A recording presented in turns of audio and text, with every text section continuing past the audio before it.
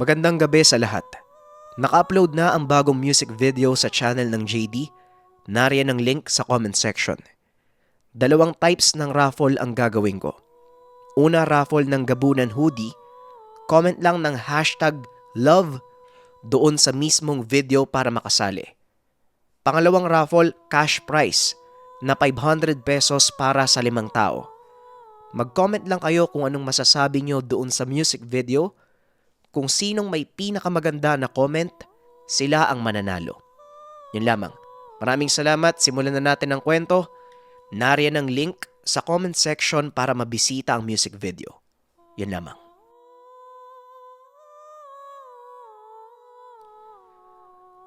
Ang kwentong ito ay hango sa totoong buhay. Mula ito sa isa nating kabayan na itago na lang natin sa pangalang Eddie. Taong 1989. Malay, Aklan.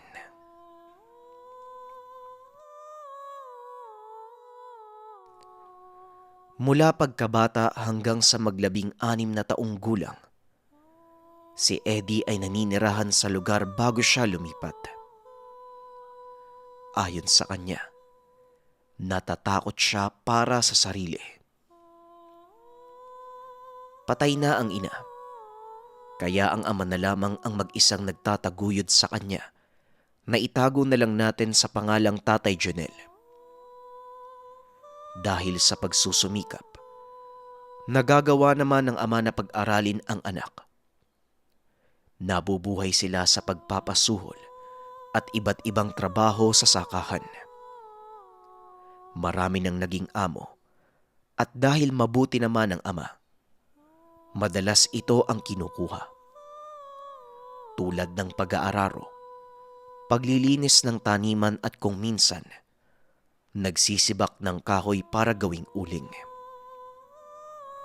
Laganap ang aswang noon, kaya hindi naman nagtataka ang bata kung bakit palagi siyang pinapaalalahanan ng tatay. Sinasabihan siya nitong huwag makisalamuha sa mga hindi kilala. Nasa 10 taong gulang pa lamang noon si Eddie. Kung minsan ay naisasama siya ni Tatay Jonel sa pag-uuma at may kung anong sinasabi sa kanya.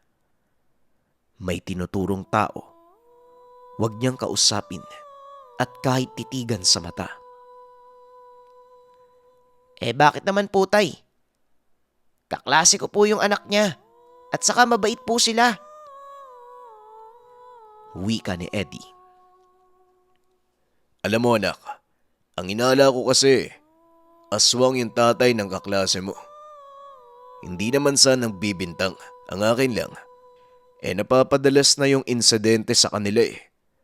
Tapos nakita ko yung tatay niya ang sama ng titig sa'yo. Basta, wag mo na lang sabihin sa kanya na pinapaiwas kita. Wika ng ama. Paminsan ay nasasabi sa sarili ni Eddie na may pagkawirdo ang ama. Bukod sa pinapaiwas siya nito sa kung kani-kanino, kapag umuwi sila at may nakakasalubong, hinihila siya ng Tatay Jonel at nag-iiba ng daanan. At tuwing gabi naman, bawal lumabas si Eddie at kailangang palaging nakasarado ang pinto at bintana. Hindi niya alam kung bakit pero ayon sa ama, laganap nga ang aswang. Ngunit hindi naman ganon kastrikto ang mga kapitbahay. Sa katunayan, nasa labas pa ang mga ito kahit malalim na ang gabi. Ngunit hindi naman suwail na anak si Eddie, kaya sinusunod niya ang payo ng ama. Habang tumatagal, mas lumalala ang higpit ng ama. Nagpasya din itong lilipat na ng tahanan, babalik sa kapis doon sa lolo at lola niya. Akala ni Eddie ay matutuloy, ngunit hindi, dahil naging sobrang abala ang ama sa trabaho. Hanggang sa isang araw, nakita niya si Tatay Jonel na may kung anong kinakalkal sa lupa. Nang mga sandaling ito hapon na at napapansin niya na tila panay ng lingon ang ama sa paligid. Yung bang nag-iingat sa kinikilos dahil baka may ibang makakita. Nasa kusina si Eddie, nakasilip sa kanto ng abuhan at hindi nilulubayan ng tingin ang ama. Naroon ang tatay na naghukay sa malaking puno ng madre cacao sa tabi ng malawak na uma. Hanggang sa may dinukot ito sa lupa. Sa paglalarawan ni Eddie, tela na may nakabalot sa kung anong bagay. Kasabay nito, nakakamoy si Eddie ng sobrang baho. Naisip niyang baka galing ito sa nahukay ng ama. Ngunit nang mapansing paparating na si Tatay Jonel, mabilis na nagkunwari ang bata na nagsisiga sa abuhan. Tahimik lang ang ama. Pumasok sa loob at dala nito ang bahong naaamoy kanina. Sumaglit pa ito ng tingin kay Eddie. Sinara ang pinto at sinabihan huwag siyang gumala. Sumang-ayon na lang ang bata, pero nagtataka kung ano ba yung dala at nahukay ng ama. Sinilip niya ang siwang. Ngunit napakadilim sa loob. Selyado ang kwarto at walang nakakapasok na liwanag. Hanggang sa bumukas na lang ang pintuan. Takip silim na at nakita niya si Tatay Jonel na umalis ng bahay. Kagad namang nagtanong ang bata kung saan ito papunta. Ngunit itinaas lang ng ama ang kamay na ang ibig sabihin ay sa bandang unahan lang siya pupunta. Kinabukasan, umugong ang balitang may namatay. Ilang distansya lang ito sa kanilang tahanan.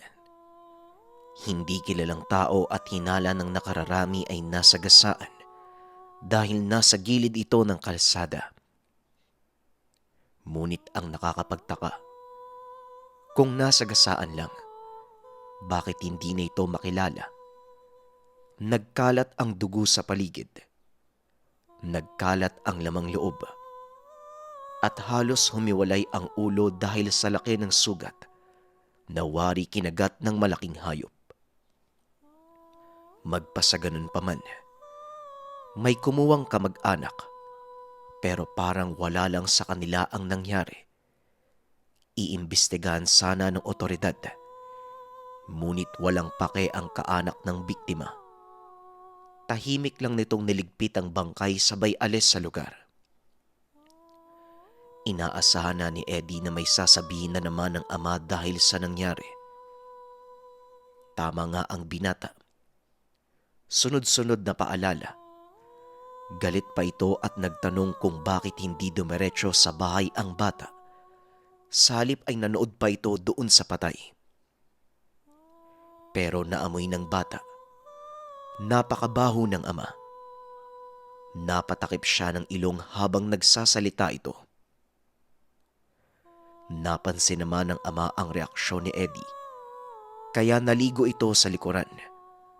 At gano'n na lamang ang pagkawindang ng bata. Nang makitang may mga sugat sa katawan ang ama. Mukhang mga kalmot ng hayop na mas malaki pa sa aso. Tinanong ni Eddie kung anong nangyari kay Tatay Jonel. Pero hindi ito tumugon. Kinagabihan hindi makatulog si Eddie sa mga nakita sa ama. Iniisip ng bata na baka inaswang ito, kaya nagkaroon ng malaking kalmot. Sinilip pa ni Eddie ang ama at nakitang nakahiga ito sa mahabang upuang kawayan. Ang bahay nila ay gawa sa pawid, kubo. Nakaangat sa lupa ang sahig. May bintana na bubungad sa sala. Naroon natutulog palagi ang ama. Ang abuhan naman ay nasa likod ng tahanan. May pinto ang sala papunta dito. Sa muling pagsilip ni Eddie sa ama, nagmamadali siyang humiga dahil baka nagbabantay ito sa kanya sa pintuan at siguradong mapapagalitan siya. Ngunit wala naman Inobserbahan niya ang mga kaluskos ngunit galing ito sa labas. Bumangon si Eddie at marahang binuksan ang bintana. Hanggang sa nanlaki ang mga mata sapagkat nakita niya ang ama sa kanto ng bahay. Nakaangat ang balikat habang nakatingala. Nagtataka si Eddie kung ano ba ang ginagawa ng ama. Ngunit maya-maya lang, bigla itong tumakbo papunta sa kakahuyan. Sa sobrang bilis nito, halos hindi masundan ng tingin. Wala din siyang narinig na kaluskos mula sa kakahuyan na parang nakalutang ang mga paa ng ama. Ilang segundo lang nakatingin si Eddie sa kakahuyan at sinuri kung saan papunta ang ama. Ngunit bigla na lang may lumitaw na muka sa kanyang harapan. Anong ginagawa mo dito? At bakit hindi ka pa natutulog? May pasok ka pa bukas? Wika ni Tatay Junel. Halos himatayin si Eddie sa sobrang gulat. Napakalapit ng mukha ng ama. Hindi niya namalayang nasa gilid lang ito ng bintana. Ano po kasi? Hindi po kasi ko inaantok eh. Tugon ni Eddie. Magtapat ka sa akin, anak. Nakita mo ba? Tanong ni Tatay Junel. Ang alin po? Nakakagulat naman po kayo, Tay. Ano po ba yung nakita ko? Tanong ni Eddie. Wala. Huwag mo nang isipin. Sige na. Isara mo ng maigi ang bintana. Ano bang sabi ko sa'yo? Hindi ka nakikinig sa mga paalala ko. Isarado ang mga bintana at pintuan at huwag na huwag kang lalabas tuwing gabi. Wika ni Tatay Junel at hindi na nakapagsalita pa si Eddie. Tumango na lamang at ramdam ang panginginig ng tuhod habang marahang napapasandal sa dingding. Sinara ng bata ang bintana. Bumalik sa pagkakahiga pero hindi mawala sa isip ang nakita sa ama. Merong kakaiba kay Tatay Junel. Napaka-imposible ng pangyayari. Bigla na lang itong napunta sa gilid niya. Dahil sa sobrang pagkagulat, hindi kinaya ng katawan ni Eddie at nilagnat ito kinabukasan. Hindi nakapasok ng paaralan ang bata. Nag-aalala ang ama dahil baka nabate ang anak. Namangha si Eddie. Nilagnat nga siya pero si Tatay Junel lang ang gumamot. May pinahid lang itong langis at sinabing tiisin lang ang baho. Kagad namang gumaan ang pakiramdam ng bata. Nang mga sandaling ito, tila ba hindi na nakatiis ang ama at sinabi na sa kanya ang buong katotohanan. Huwag kang mabibigla sa mga sasabihin ko, anak. Alam kong meron ka ng pagdududa sa lahat ng mga pangyayari. Kung paano ako kumilos at kung paano ako magbigay ng babala sa'yo. May lahi tayong aswang. Wika ni Tatay Junel. Tatay, wag naman po sana kayo magbiro ng ganyan, oh. Tugon ni Eddie. Hindi ako nagbibiro. At yung nakita mo kagabi, katangian yon ng isang aswang. Alam kong nakita mo ko at alam kong nakakaramdam ka ng kakaiba sa akin. Sa pagpapatuloy ng Tatay Junel, ito ang isa sa mga dahilan kaya lagi siyang pinapaalalahanan. Hindi aswang ang tatay ng kaklase niya, kung hindi isang biyasa na alam ang pagkatao na tinatago nilang mag-ama. Ngunit hindi naman nakikialam. Pinapaiwas lang si Eddie para maging kampante si Tatay Junel. Hindi sila mapaminsalang aswang. Kumakain man ng karne, ngunit piling araw lang at hindi tao ang binibiktima, kung hindi hayop sa malalayong lugar. Isa pang dahilan kung bakit, dahil sa umiigting na paglaganap ng mga aswang, baka madamay sila sa mga ito. Ang tatay niya ang pumatay doon sa taong natagpuan sa gilid ng kalsada.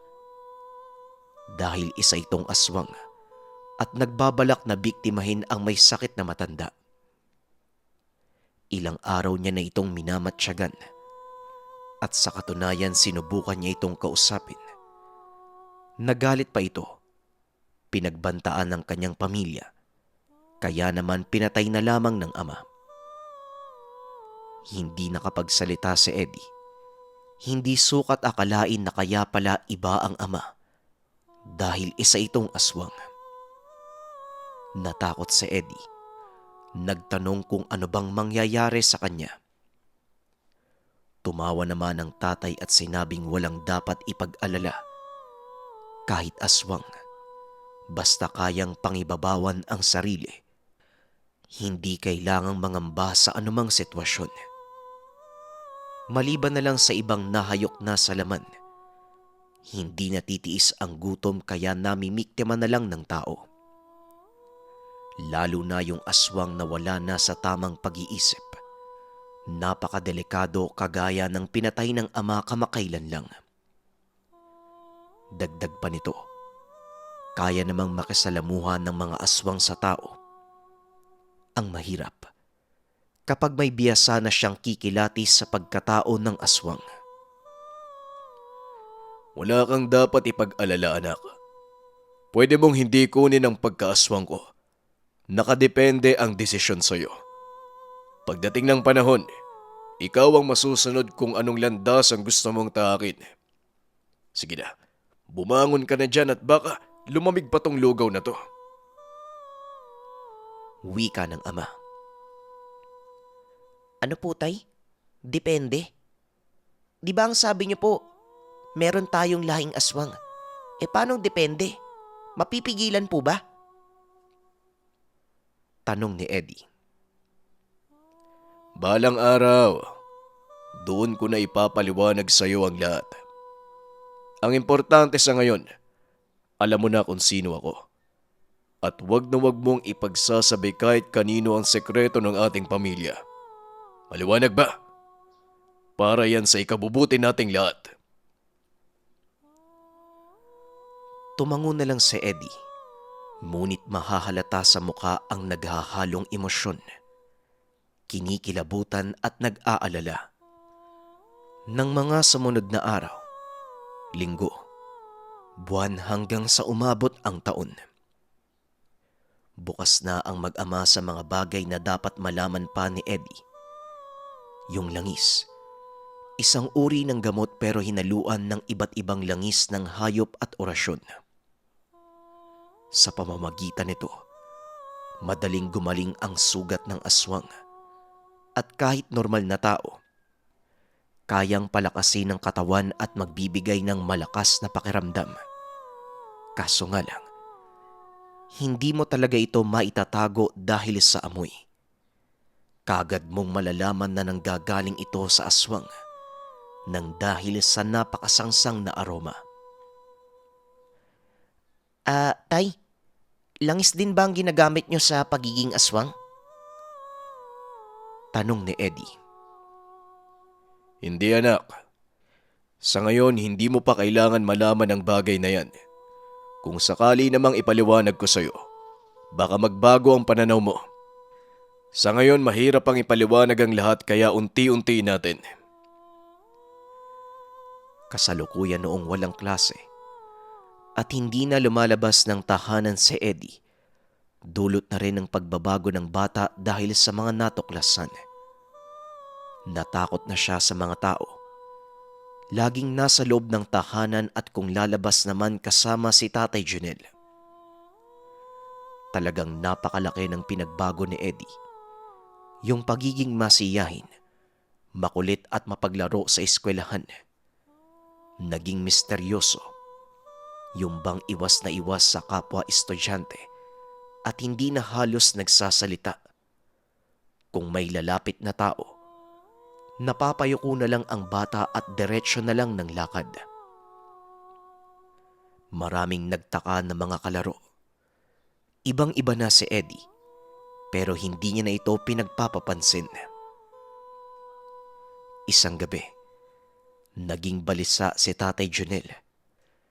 Hindi mapakali at naroon sa likuran nagpabalik-balik ng lakad. Panay bigkas ng mahihinang mabibigat na salita. Kaya tinanong ni Eddie kung anong problema. Ang sabi ng ama, may gumagala muling aswang sa lugar. Hindi lang isa, kung hindi dalawa. Minamarkahan na ang mga bakas niyang naiwan. Isang babala. Ang ibig sabihin, maaaring kapamilya ito ng napatay na aswang at binabalikan ng ama. Ano po, tay? Ano pong gagawin niyo?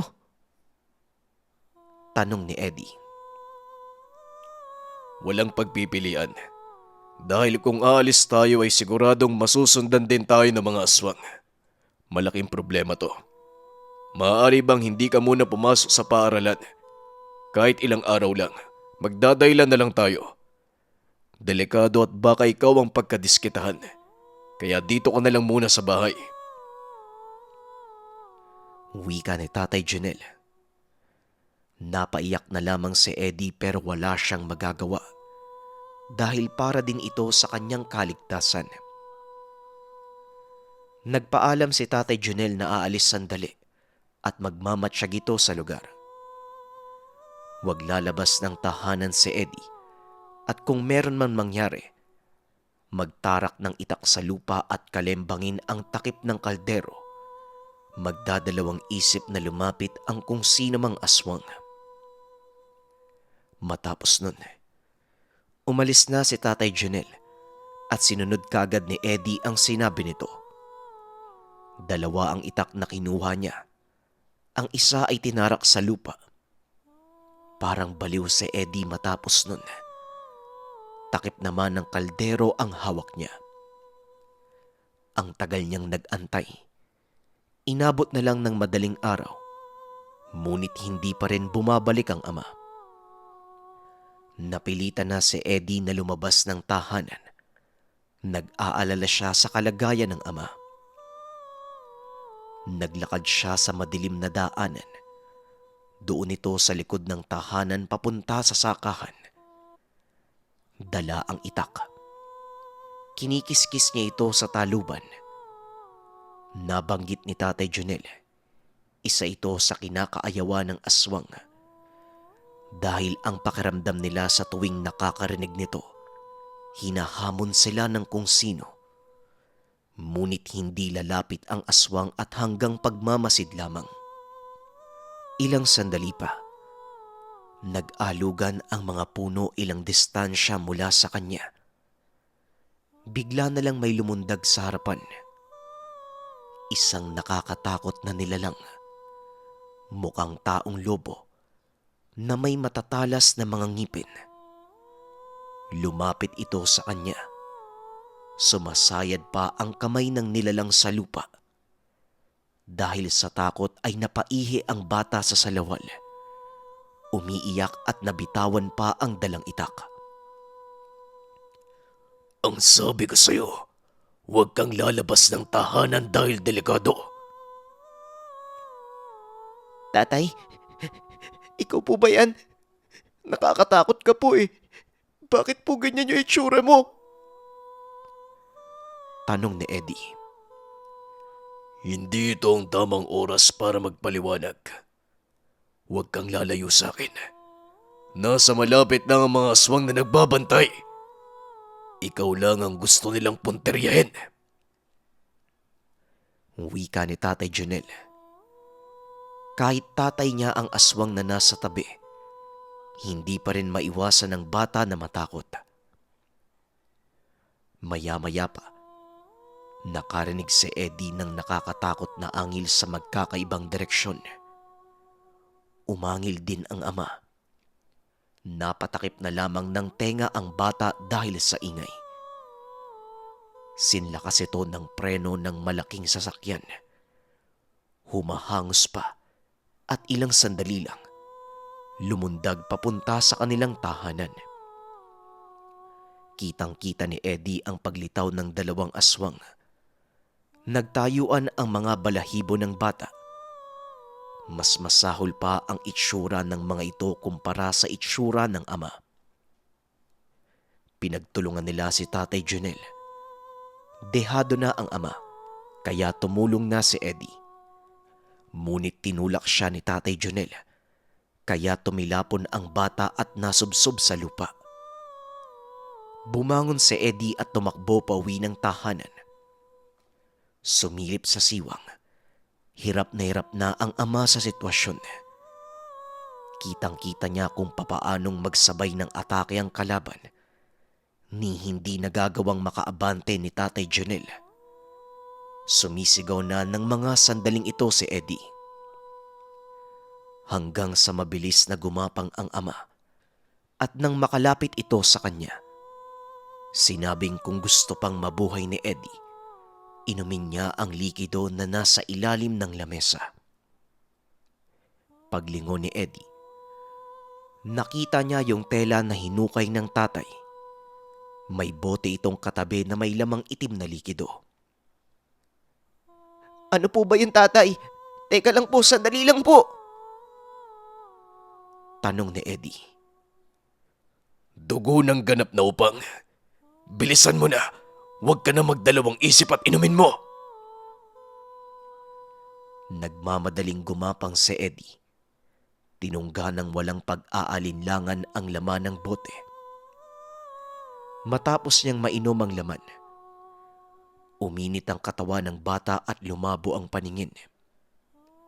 Hindi niya na alam ang nangyari sa ama at daing lang ng katawan ang iniinda. Ilang sandali pa, narinig niya ang kalabugan sa dingding ng bahay. Kasabay nito ang ungol at sigaw ng tatay ni Eddie. Nawala yung pananakit ng katawan ng bata. Pumunta ito sa kusina kung saan nakatarak ang itak. Binunot niya ito at nagmamadaling lumabas ng tahanan. Nakita niyang nakatumba na si Tatay Junel.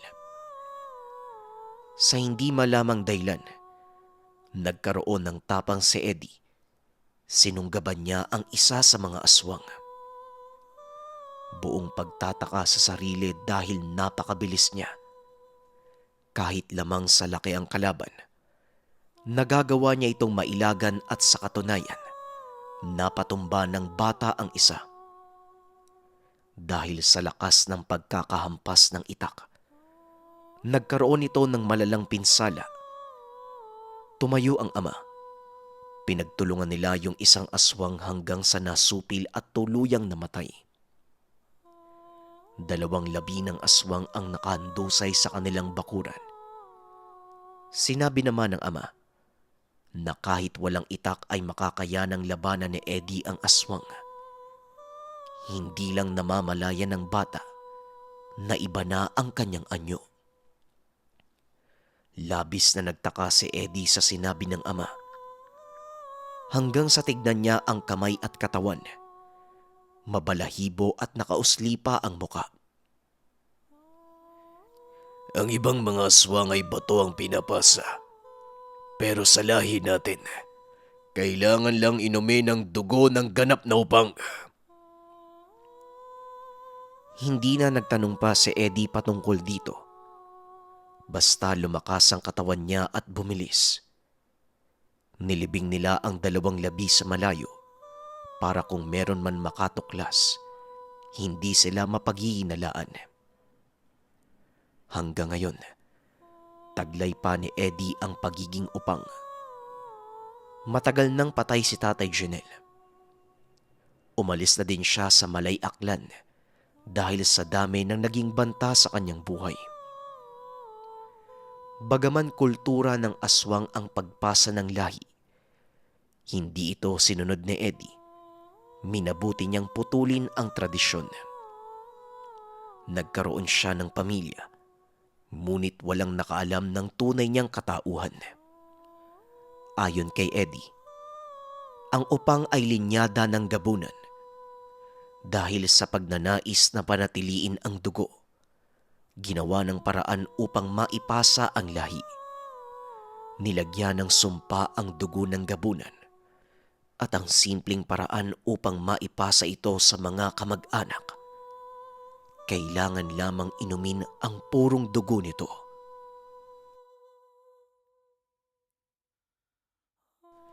Kaunting opinyon para sa kwento.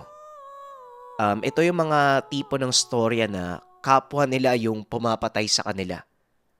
Na hindi ibig sabihin na aswang masamang nilalang na kaagad.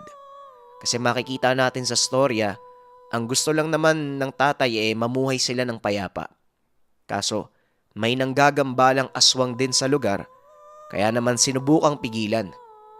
Kaso nga lang, nung pinigilan, doon nagkaroon ng malaking problema sa kanilang pamilya. Parang habang ninanarrate ko siya, yung nararamdaman ko, kapwa mo mismo ang magpapatumba sa'yo. Kaya iba yung pag-iingat ang kailangan, patuloy na magdasal. Maraming salamat sa pakikinig ng ating kwento. Paalam.